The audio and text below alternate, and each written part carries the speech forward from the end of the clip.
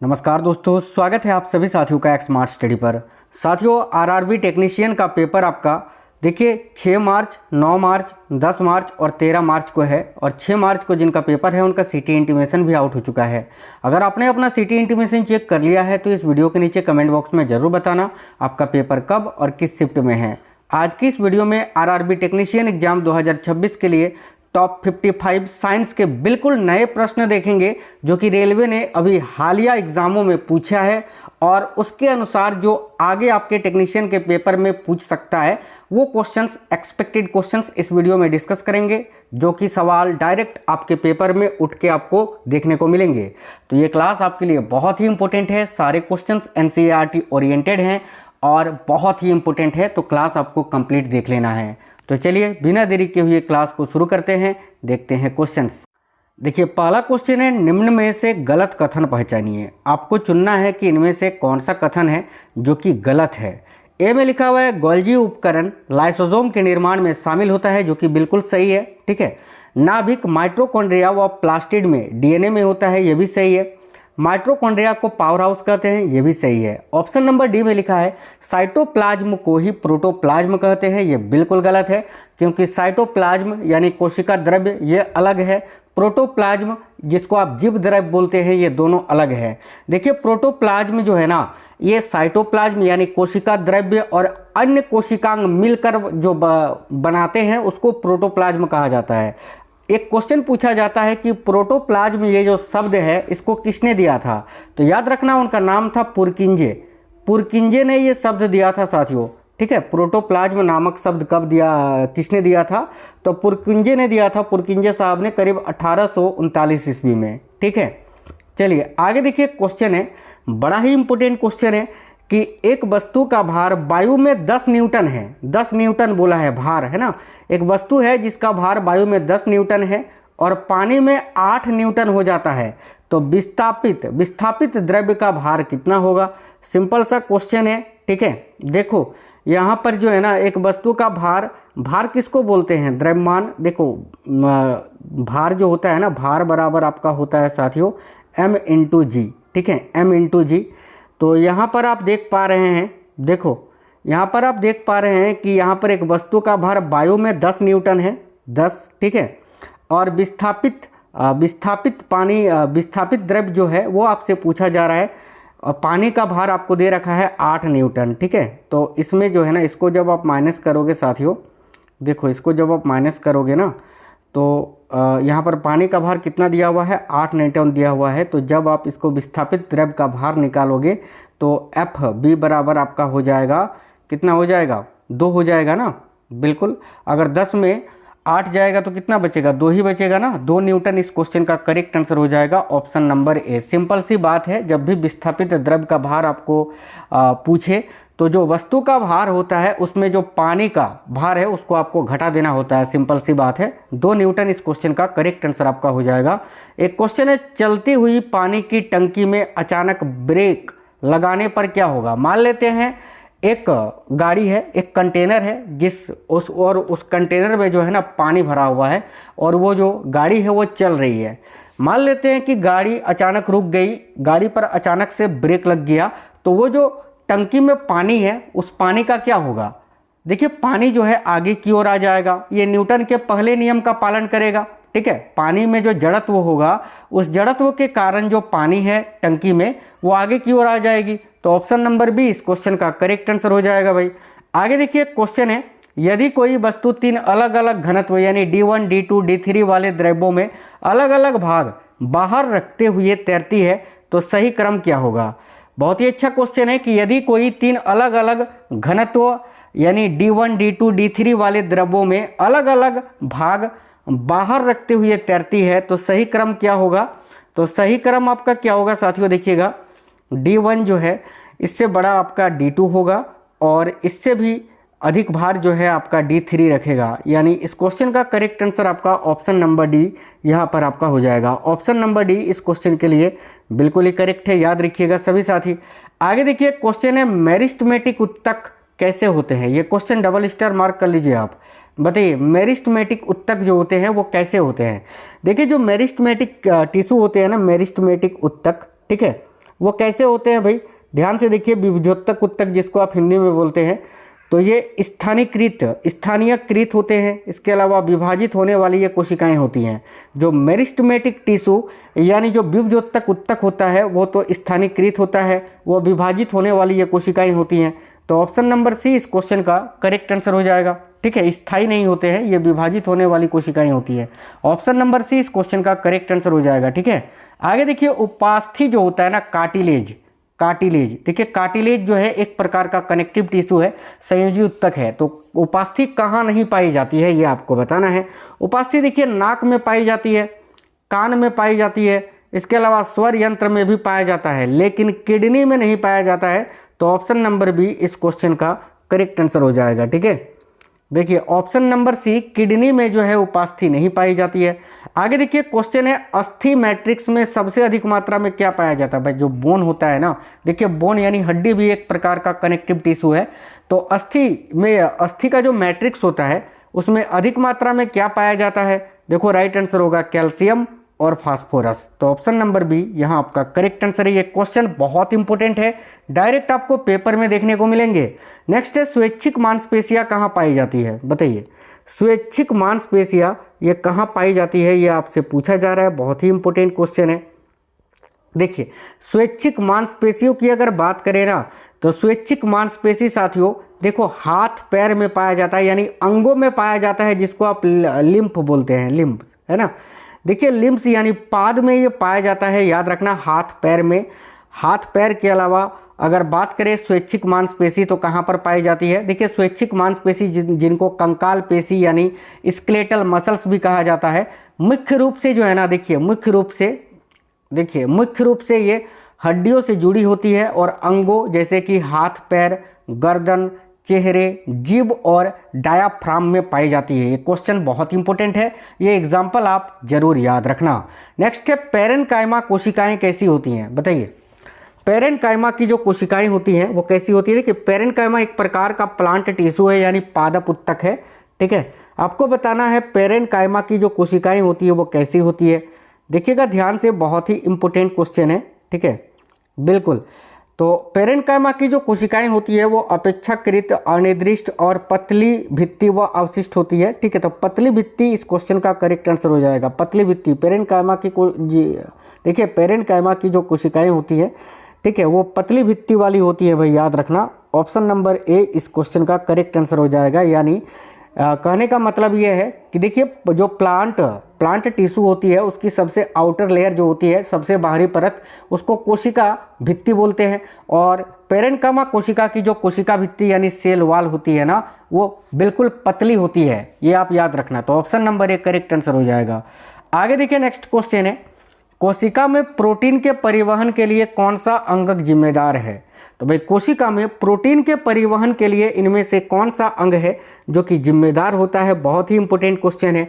देखिए endoplasmic reticulum आप याद रखना, ऑप्शन नंबर बी इस क्वेश्चन का करेक्ट आंसर हो जाएगा। साथियों एंडोप्लाज्मिक रेटिकुलम भी दो प्रकार का होता है, एक होता है रफ एंडोप्लाज्मिक रेटिकुलम जिसमें राइबोसोम की उपस्थिति होती है और जहाँ राइबोसोम वहाँ प्रोटीन, मैंने कई बार आपको पढ़ाया है। और एक होता है स्मूथ एंडोप्लाज्मिक रेटिकुलम जिसमें वसा और लिपिड्स की उपस्थिति होती है। ठीक है, चलिए आगे देखिए, निम्न में से प्राथमिक उपभोक्ता कौन सा है, आपको बताना है प्राइमरी कंज्यूमर, यानी इनमें से प्राथमिक उपभोक्ता कौन सा है। देखिए जो उत्पादक होते हैं ना, उत्पादक प्रोड्यूसर, उत्पादक जैसे कि घास। ठीक है, तो भाई घास को कौन खाएगा, तो घास को सबसे पहले टिड्डा खाता है, टिड्डा सबसे पहले खाने वाला है ना, यानी ये प्राइमरी कंज्यूमर है, प्राथमिक उपभोक्ता है।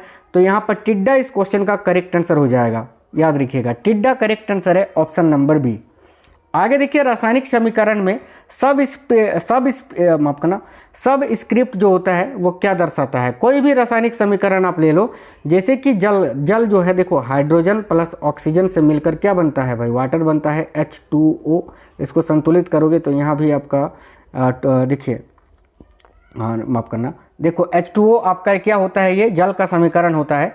तो ये जो समीकरण है, समीकरण आपका ये हो गया। तो इस समीकरण में सब स्क्रिप्ट जो है ये क्या दर्शाता है, तो याद रखना किसी भी तत्व के परमाणुओं की संख्या, किसी भी तत्व में परमाणुओं की संख्या को दर्शाता है।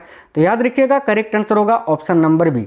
नेक्स्ट क्वेश्चन देखिएगा, वृद्धि हार्मोन की कमी से वृद्धि हार्मोन की कमी होने पर पिट्यूटरी ग्रंथि को कौन संकेत देता है। मैंने कई बार ये क्वेश्चन पढ़ा है, अभी ग्रुप डी में भी आपसे पूछा था ये डायरेक्ट क्वेश्चन। देखो, वृद्धि हार्मोन की कमी होने पर पिट्यूटरी ग्रंथि को कौन संकेत देता है। साथियों, जो पिट्यूटरी ग्रंथि होती है ना, पीयूष ग्रंथि जिसको आप बोलते हैं, देखिए पिट्यूटरी ग्रंथि को हम क्या कहते हैं भाई, तो पीयूष ग्रंथि यानी पिट्यूटरी ग्लैंड जो होती है इसको हम मास्टर ग्लैंड बोलते हैं, मास्टर ग्रंथि बोलते हैं। ठीक है साथियों, एक और ग्रंथि होती है हाइपोथैलेमस, हाइपोथैलेमस जो होती है ना, हाइपोथैलेमस, इसको हम क्या बोलते हैं, तो सुपर मास्टर ग्लैंड बोलते हैं, सुपर मास्टर ग्लैंड बोलते हैं। क्यों? क्योंकि ये पीयूष ग्रंथि को भी नियंत्रित करता है। यानी जब वृद्धि हार्मोन की कमी होती है तो पिट्यूटरी ग्रंथि को कौन संकेत देता है, यही हाइपोथैलेमस। याद रखना, option number B correct answer हो जाएगा, हाइपोथैलेमस। निम्न में से वायुमंडलीय अपवर्तन का उदाहरण नहीं है, बताना है आपको इनमें से कौन सा वायुमंडलीय अपवर्तन का उदाहरण नहीं है। देखिए, तारों का टिमटिमाना, अग्रिम सूर्योदय, तारों की आभासी स्थिति, ये सभी अपवर्तन, वायुमंडलीय अपवर्तन का उदाहरण है। लेकिन इंद्रधनुष का बनना ये अपवर्तन का उदाहरण है, माफ करना परावर्तन का, है ना। या फिर हम कह सकते हैं कि इंद्रधनुष का बनना ये प्रकाश के पूर्ण आंतरिक परावर्तन का उदाहरण है। तो ऑप्शन नंबर सी इस क्वेश्चन का करेक्ट आंसर है। आगे देखिए, ये जो समीकरण आपको दिख रहा है, ये जो अभिक्रिया आपको दिख रहा है, रिएक्शन एक दी हुई है ना, आपको पहचानना है कि ये किस प्रकार की अभिक्रिया है।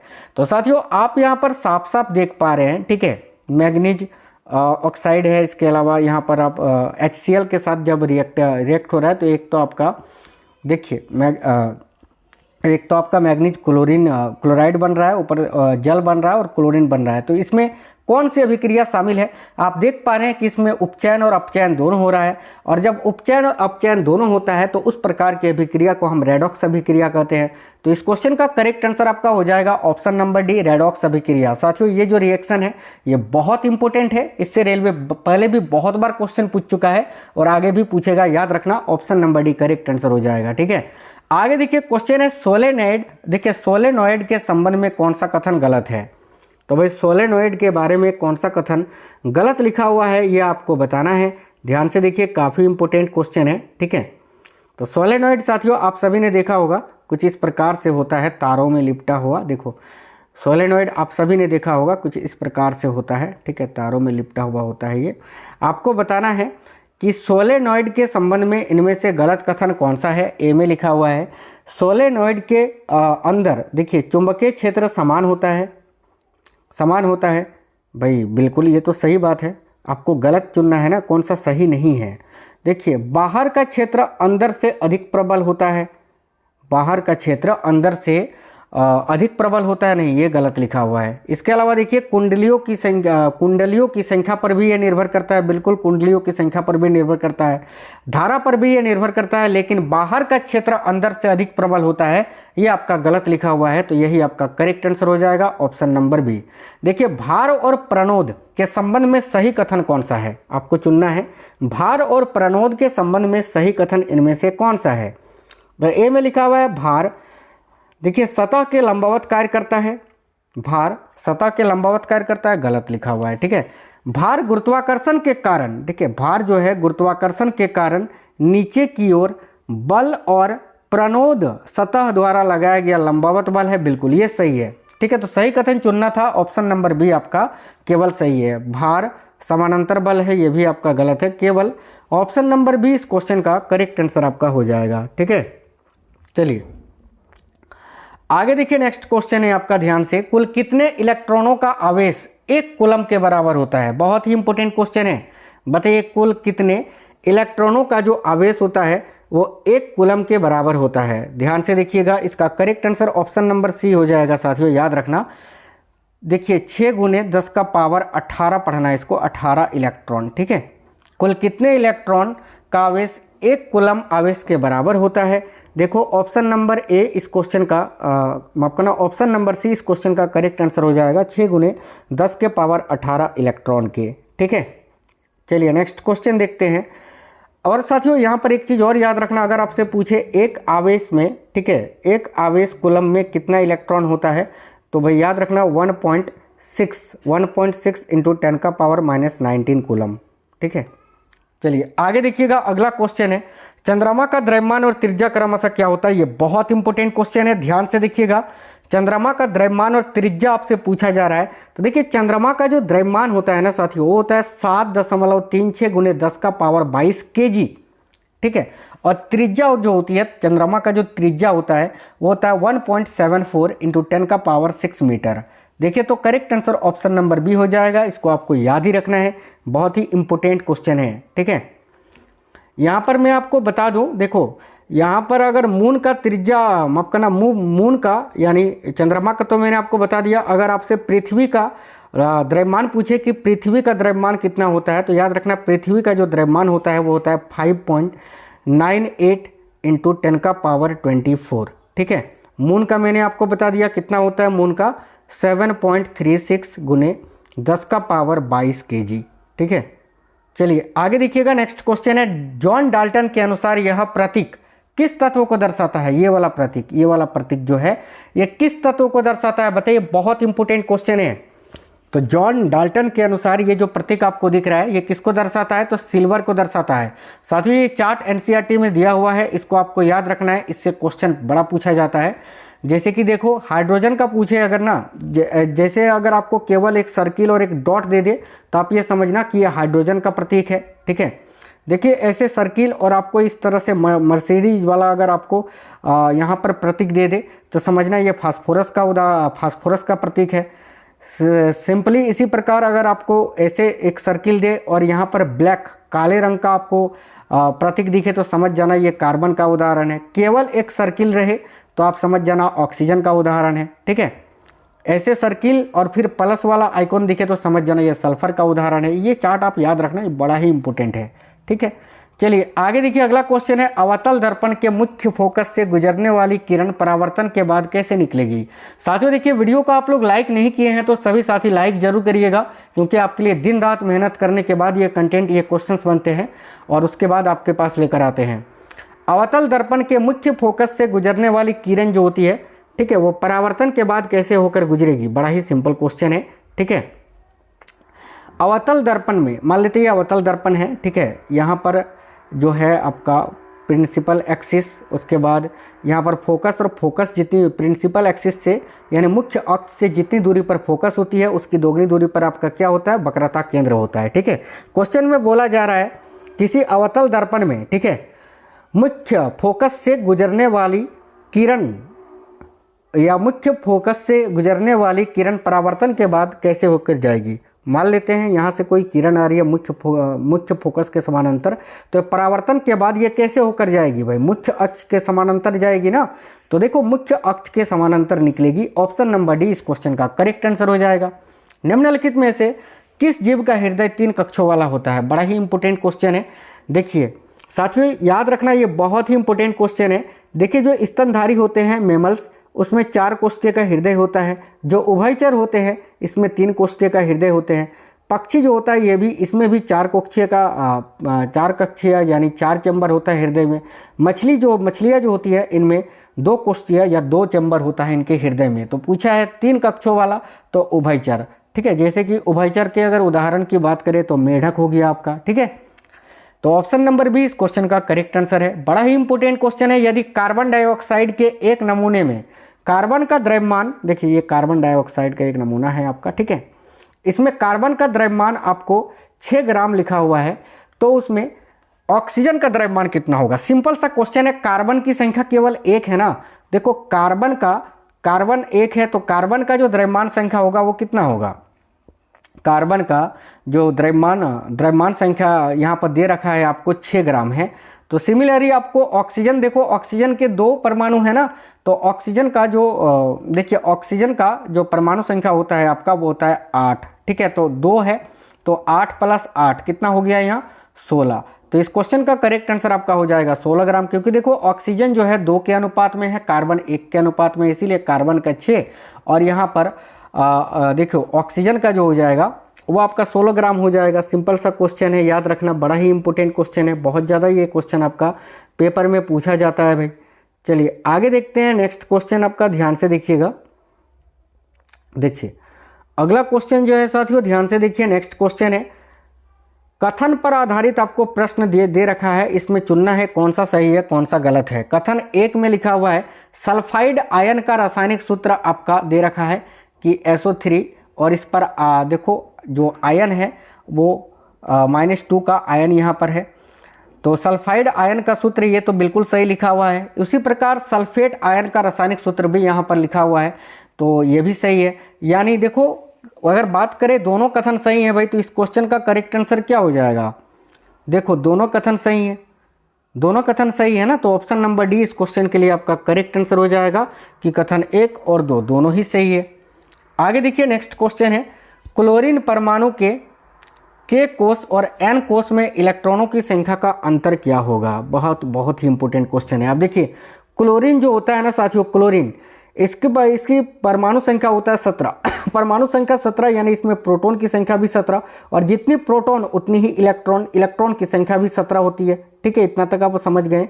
अब देखिए 4 कक्षाएं होती हैं, ठीक है, K L M N। पहली कक्षा में अधिकतम 2 इलेक्ट्रॉन आ सकते हैं, दूसरी कक्षा में जो है अधिकतम कितने इलेक्ट्रॉन 8 इलेक्ट्रॉन आ सकते हैं, और तीसरी कक्षा में जो है अधिकतम कितने इलेक्ट्रॉन आ सकते हैं भाई? तो अधिकतम 18 इलेक्ट्रॉन। लेकिन देखो क्लोरीन का इलेक्ट्रॉनिक विन्यास होता है 2, 8 और 7। ठीक है, 2, 8 और 7, यानी M कक्षा में कितना आएगा? तो यहाँ पर 7 आएगा और N में 0 आएगा। पूछा है K और N कोष में, K कोष में कितने हैं? तो 2 हैं। N कोष में कितने हैं? तो 0 हैं। इनका अंतर क्या होगा? 2 होगा भाई। ऑप्शन नंबर ए इस क्वेश्चन का करेक्ट आंसर हो जाएगा साथियों, याद रखना।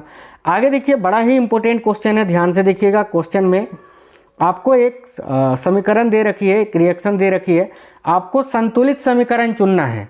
तो संतुलित करना आप सभी को आता होगा, मैं यहाँ आपको डायरेक्ट आंसर ही बता देता हूँ। देखो संतुलित यानी दोनों तरफ आपकी जो ये परमाणु है इनकी संख्या समान होनी चाहिए। तो ऑप्शन नंबर ए को ही हम चेक करते हैं यहाँ सबसे पहले। चलिए ऑप्शन नंबर ए जो है इसी को हम चेक करते हैं। देखो यहाँ पर अगर देखें ना हम साथियों, देखो तो कॉपर की अगर बात करें तो कॉपर देखो यहाँ लेफ्ट साइड में 3 है, तो राइट साइड में भी 3 होने चाहिए, बिल्कुल है। ऑक्सीजन की बात करें तो देखो ऑक्सीजन जो है लेफ्ट साइड में आपका 3 है। ठीक है, लेफ्ट साइड में 3 है ना, तो राइट साइड में भी 3 होने चाहिए, और 3 है भी। यहाँ पर आप देख पा रहे हैं कि ऑक्सीजन की संख्या 3 है। ठीक है, यहाँ पर देखो राइट साइड में अगर देखें तो हाइड्रोजन की संख्या इधर 3 और 2 यानी 3 दूनी 6 है, तो लेफ्ट साइड में भी आपके 6 होने चाहिए, जो कि यहाँ पर आप देख पा रहे हैं कि इधर H3 और 2 से जब मल्टीपल होगा तो ये 3 दूनी 6 हो जाएगा, तो इधर भी 6 है। इधर अगर राइट साइड में नाइट्रोजन देखें तो 2 है, यानी आपका लेफ्ट में भी नाइट्रोजन 2 होना चाहिए, जो कि यहाँ पर आप नाइट्रोजन देख पा रहे हैं 2 है, यानी यही समीकरण संतुलित है। तो ऑप्शन नंबर ए इस क्वेश्चन का करेक्ट आंसर होगा। बाकी ये सब आप देखोगे तो सारा गलत है, कोई भी संतुलित नहीं है। नेक्स्ट क्वेश्चन देखिए, निम्नलिखित का मिलान कीजिए समस्थानिक एवं उनके उपयोग। देखिए आपको साथियों यहाँ पर जो है आपको समस्थानिक दे रखे हैं। ठीक है, और इधर आपको मिलान करना है कि कौन सा सही है, किसके साथ क्या बैठेगा। देखिए यूरेनियम की बात करें तो यूरेनियम 235 का हम प्रयोग कहाँ करते हैं? तो नाभिकीय रिएक्टर में करते हैं, यानी P को 3 से आप मिला सकते हैं यहाँ पर। Q कोबाल्ट 60 का उपयोग कैंसर के उपचार में होता है, यानी Q को आप जो है यहाँ पर 1 से मिला सकते हैं। इसके अलावा आयोडीन की बात करें तो आयोडीन का उपयोग घेंघा के उपचार में होता है, कितनी बार पढ़ाए हैं, यानी R जो है आपका 2 से जुड़ जाएगा। यानी देखो P का 3, Q का 1, R का 2, P का 3, ठीक है, Q का 1 और R का 2, ऑप्शन नंबर ए में है, यही आपका करेक्ट आंसर हो जाएगा। आगे देखिए नेक्स्ट है, धावन सोडा का आणविक सूत्र क्या होता है बताइए। धावन सोडा जो होता है इसका आणविक सूत्र क्या होता है? तो धावन सोडा का आणविक सूत्र होता है एक तो आपका Na2CO3 विथ 10H2O। ये पूरा सूत्र आपको याद रखना है, केवल Na2CO3 नहीं, याद रखना Na2CO3 with 10H2O। Option number A इस क्वेश्चन के लिए करेक्ट आंसर है। आगे देखिए, निम्नलिखित में से कौन सा जंतु उत्पाद vitamin B1, B2, B12, vitamin D और विटामिन ई का संयुक्त स्रोत है? तो याद रखना दूध, वो भी गाय का दूध।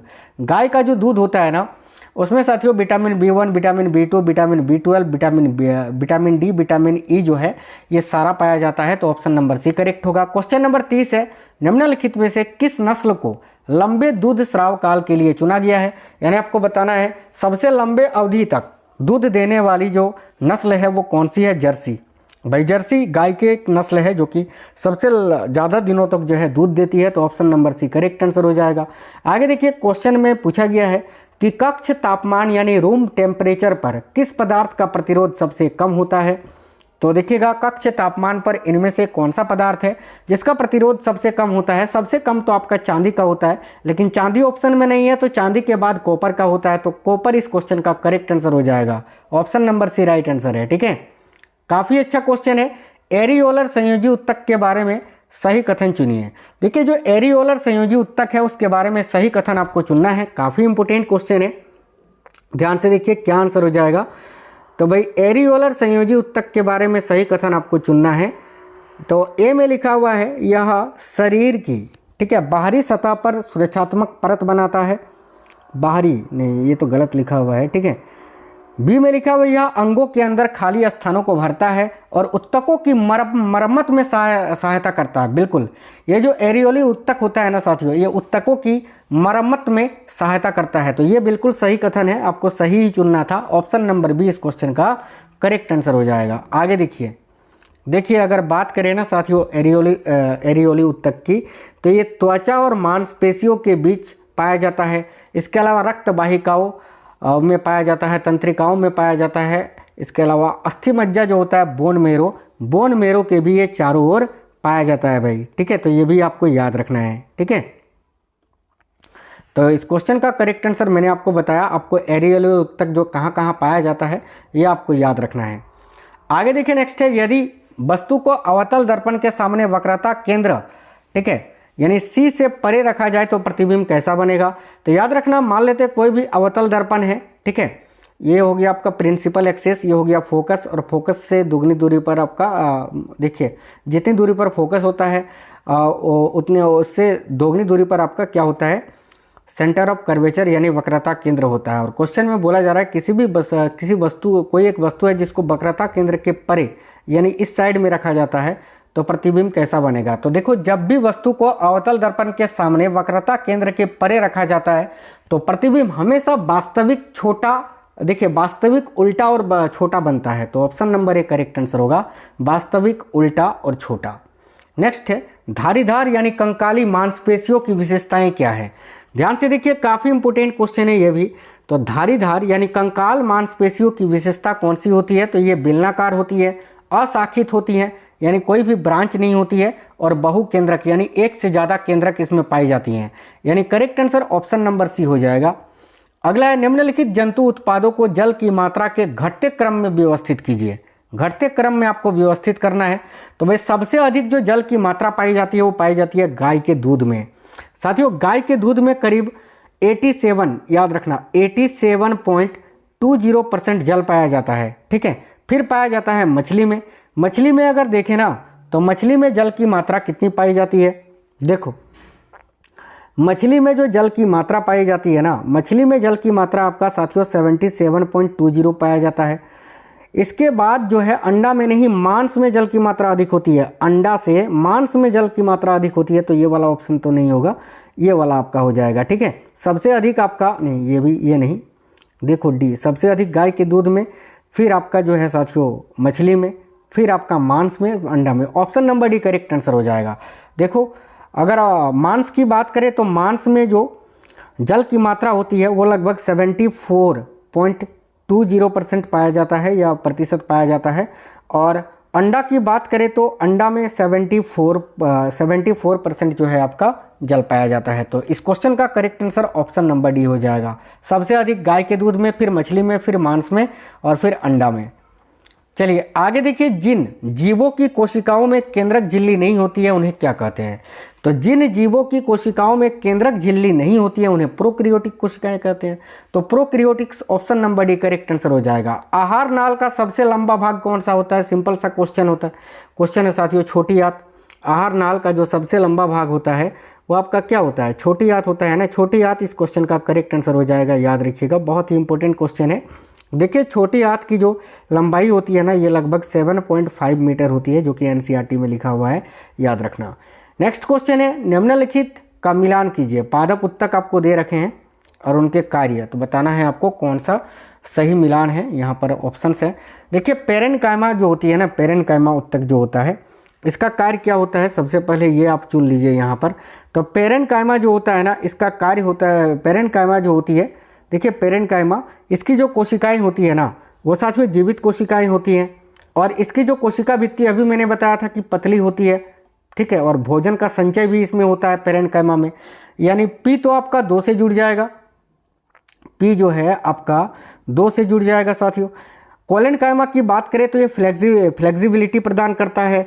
इसके अलावा इसकी जो कोशिकाएं होती हैं वो भी जीवित होती हैं, और कोनों यानी किनारों पर जो है ना मोटी होती है, कोनों पर मोटी होती है, और ये लचीला प्रदान करता है। यानी क्यू को जो है ना आप यहाँ पर 3 से मिला दीजिए। देखिए पी को 2 से, क्यू को आप 3 से यहाँ पर मिला दीजिए, बच के रह गया क्या, आर, स्क्लेरेन्काइमा। स्क्लेरेन्काइमा जो होती है ना, ये डेड सेल्स से होती है साथियों, ये डेड सेल्स होती है, यानी इनकी कोशिकाएं मृत होती है। ये मोटी लिग्निन युक्त भित्ति से बनी होती है, यानी आर आपका 1 से हो जाएगा। तो पी का 2, क्यू का 3 और 1, यानी 2, 3, 1 आपका आंसर हो जाएगा। ऑप्शन नंबर ए इस क्वेश्चन का करेक्ट है। आगे देखिए क्वेश्चन है, स्टेनलेस स्टील प्राप्त करने के लिए लोहे में निम्नलिखित में से किस धातु को मिलाया जाता है। तो स्टेनलेस स्टील प्राप्त करने के लिए लोहे में, देखिए स्टेनलेस स्टील जो होता है ये लोहा प्लस निकेल प्लस क्रोमियम का मिश्रण होता है। तो लोहा में निकेल और क्रोमियम को मिलाना पड़ेगा। ऑप्शन नंबर ए आपका करेक्ट आंसर है। अगला क्वेश्चन है, पृथ्वी की त्रिज्या और चंद्रमा की त्रिज्या का अनुपात लगभग कितना होता है। तो भाई देखिए पृथ्वी की जो त्रिज्या होती है ना, पृथ्वी की त्रिज्या और चंद्रमा की त्रिज्या का अनुपात आपसे पूछा जा रहा है। ध्यान से देखिएगा, पृथ्वी की त्रिज्या कितनी होती है, तो इसका आंसर तो आपका ऑप्शन नंबर बी हो जाएगा। लेकिन एग्जैक्ट अगर आपको जानना है कि पृथ्वी की त्रिज्या चंद्रमा की त्रिज्या कितनी होती है, तो साथियों मैंने यहाँ पर लिख भी दिया है, मैं आपको यहाँ पर बता देता हूँ। देखो जो साथियों पृथ्वी की त्रिज्या होती है ना, पृथ्वी की जो रेडियस होती है, पृथ्वी की जो त्रिज्या होती है वो होती है 6.37 इंटू 10⁻⁶, ठीक है। और जो चंद्रमा की त्रिज्या होती है वो ये होती है 1.74 इंटू 10⁻⁶। तो जब इसको आप सॉल्व करोगे ना, तो देखो लगभग जो है आपका ये मान निकल के आ जाएगा 3.7:1। तो ऑप्शन नंबर बी इस क्वेश्चन का करेक्ट आंसर आपका हो जाएगा। आगे देखिए नेक्स्ट क्वेश्चन है, 25 डिग्री सेल्सियस पर समुद्री जल और आसुत जल में ध्वनि की चाल का अंतर लगभग कितना होता है। सिंपल सा क्वेश्चन है, 25 डिग्री सेल्सियस पर समुद्री जल में ध्वनि की चाल कितनी होती है। तो समुद्री जल में जो भाई ध्वनि की चाल होती है ना साथियों, सी वाटर में ये होती है 1531 मीटर प्रति सेकंड, और डिस्टिल्ड वाटर यानी आसुत जल में कितनी होती है, तो 1498 मीटर प्रति सेकंड। इन दोनों का अंतर अगर आप करोगे यहाँ पर, तो देखो 11 में 8 जाएगा तो 3, और 12 में 9 जाएगा तो 3, ठीक है, यानी 33 आपका निकल के आएगा। तो 33 मीटर प्रति सेकंड इस क्वेश्चन का मान निकल के आएगा। आगे देखिए नेक्स्ट क्वेश्चन है, निम्नलिखित तत्वों को उनके संयोजी इलेक्ट्रॉनों की संख्या से मिलाइए। भाई सोडियम का इलेक्ट्रॉनिक विन्यास क्या होता है। देखिए सोडियम का इलेक्ट्रॉनिक विन्यास जो होता है आपका वो होता है 2, 8, 1, ठीक है। ऑक्सीजन का जो इलेक्ट्रॉनिक विन्यास होता है वो कितना होता है, तो 2 और 6 होता है। एल्युमिनियम का इलेक्ट्रॉनिक विन्यास क्या होता है साथियों, तो 2, 8 और 3 होता है। क्लोरीन का इलेक्ट्रॉनिक विन्यास क्या होता है, 2, 8 और 7 होता है, ठीक है। तो सोडियम के लिए जो संयोजी इलेक्ट्रॉनों की आवश्यकता होगी वो कितनी होगी, 1 होगी ना, 1 होगी। 1 अगर निकाल देगा तो ये जो है आपका स्टेबल हो जाएगा, यानी सोडियम का 1 होगा, सोडियम का 1। ऑक्सीजन देखो यहाँ पर इसकी बाहरी कक्षा में 6 हैं, और अगर 2 इसको मिल जाएंगे तो ये पूरा हो जाएगा, यानी ऑक्सीजन का 2 हो जाएगा। एल्युमिनियम के बाहरी कक्ष में कितना है, तो 3 है, ये 3 त्याग देगा तो ये आपका स्टेबल हो जाएगा, तो 3, एल्युमिनियम का 3 हो जाएगा। क्लोरीन का 7 है, 1 अगर ये ग्रहण कर लेगा तो ये आपका स्टेबल हो जाएगा, यानी 1 माफ़ करना, 1 को त्याग देगा ना, 7 क्लोरीन का। हाँ ठीक तो है यार, गलत कहाँ हो रहा है फिर, हाँ ठीक है। तो देखो इसको आप थोड़ा सा करेक्शन कर लीजिएगा यहाँ पर ऑप्शन में, ठीक है। देखो यही आपका आएगा साथियों 1, 1, 2, 3, 1, 1, 2, 3, 1 जिस भी ऑप्शन में आपको मिलेगा वही आपको टिक करना है, ठीक है। यहाँ पर टाइपिंग थोड़ा मिस्टेक हो गया है, तो 1, 2, 3, 1 इस क्वेश्चन का आपका आंसर निकल के आ जाएगा, चलिए आगे देखिए, बिलियन के कणों का आकार कैसा होता है ये आपको चुनना है। तो देखिए बिलियन जो होता है ना, बिलियन के कणों का आकार आपको बताना है, खास करके समांगी मिश्रण का। तो समांगी मिश्रण जो होता है ना, समांगी मिश्रण, उसमें जो कणों का आकार होता है वो 1 नैनोमीटर से भी क्या होता है, कम होता है। तो ऑप्शन नंबर ए, व्यास में 1 नैनोमीटर से छोटा, option number A correct answer हो जाएगा। निम्नलिखित में से किस पदार्थ को सरल पदार्थ में नहीं तोड़ा जा सकता है? देखिए पानी, रेत, मीथेन। देखिए यहाँ पर पारा दिया हुआ है। पारा जो है साथियों एक तत्व है, और तत्व जो है सबसे छोटा पदार्थ होता है। इसको, तत्व को और क्या तोड़ोगे आप? हाइड्रोजन को तोड़ सकते हो, ऑक्सीजन को तोड़ सकते हो, कार्बन को तोड़ सकते हो? नहीं। तो उसी प्रकार पारा जो है, मरकरी, ये भी तो एक तत्व ही है ना, तो इसको आप क्या ही तोड़ोगे? तो option number B correct answer हो जाएगा, पारा को नहीं तोड़ा जा सकता। पार्थेनियम को सामान्यतः किस नाम से जाना जाता है? देखिए पार्थेनियम जो होता है ना, पार्थेनियम को एक प्रकार का क्या है, ये खरपतराव है, और इसको सामान्यतः किस नाम से जाना जाता है? तो पार्थेनियम को गाजर घास के नाम से जानते हैं, याद रखना। Option number C correct answer हो जाएगा साथियों, गाजर घास। अगला क्वेश्चन है, कोलाइड में फोम का सही उदाहरण इनमें से कौन सा है? तो फोम का एक उदाहरण तो आपका शेविंग क्रीम होता है, और एक म्यूमिस होता है। तो म्यूमिस इस क्वेश्चन का आपका करेक्ट आंसर हो जाएगा, म्यूमिस, क्योंकि शेविंग क्रीम तो आपको ऑप्शन में दे नहीं रखा है। तो म्यूमिस इस क्वेश्चन का करेक्ट आंसर हो जाएगा, ऑप्शन नंबर ए। अगला, कौन सी कोशिका अपना आकार लगातार बदलती है? सिंपल सा क्वेश्चन है, अमीबा भाई। अमीबा अपनी आकार लगातार बदलती रहती है। निम्नलिखित में से कौन सा संयोजन केवल सूक्ष्म पोषक तत्वों का है? बताइए, इनमें से कौन सा संयोजन है जो केवल सूक्ष्म पोषक तत्वों का है? काफ़ी इंपोर्टेंट क्वेश्चन है, तो साथियों ध्यान से देखिएगा, इनमें से कौन सा संयोजन है जो केवल सूक्ष्म पोषक तत्वों का है? देखो करेक्ट आंसर हो जाएगा जिंक, तांबा और क्लोरीन। जिंक, तांबा और क्लोरीन, ऑप्शन नंबर सी। ठीक है, कॉपर, देखो यहाँ पर जो है ना, कॉपर, जिंक और क्लोरीन जो है, ये तीनों ही सूक्ष्म पोषक तत्व हैं। तो ऑप्शन नंबर सी इस क्वेश्चन का करेक्ट आंसर हो जाएगा भाई, याद रखेंगे सभी साथी। सूक्ष्म पोषक तत्वों में आयरन आता है, जिसको आप साथियों माइक्रो बोलते हैं, माइक्रो। तो माइक्रो में क्या क्या आता है? आयरन आता है, मैग्नीज आता है, बोरोन आता है, जिंक, कॉपर, मोलिब्डेनम और क्लोरीन आता है। तो जिंक, कॉपर और क्लोरीन इस क्वेश्चन का करेक्ट आंसर हो जाएगा।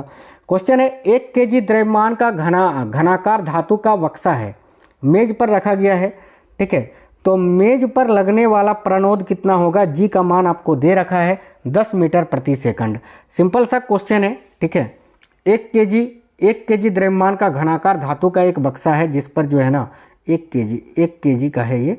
ठीक है, आपको बताना है कि मेज पर लगने वाला प्रणोद कितना होगा। सिंपल सी बात है, 1 kg, देखिए ये जो आपका भार बोला है ना, धातु द्रव्यमान, देखो लगने वाला प्रणोद साथियों बल के ही समान होता है, जो कि होता है m/g। m का मान यहाँ 1 आपको दे रखा है, और g का मान आपका जो है 10 मीटर प्रति सेकंड स्क्वायर है। जब इसको सॉल्व करोगे तो 10 न्यूटन आपका मान निकल के आ जाएगा। ऑप्शन नंबर बी इस क्वेश्चन के लिए करेक्ट आंसर है।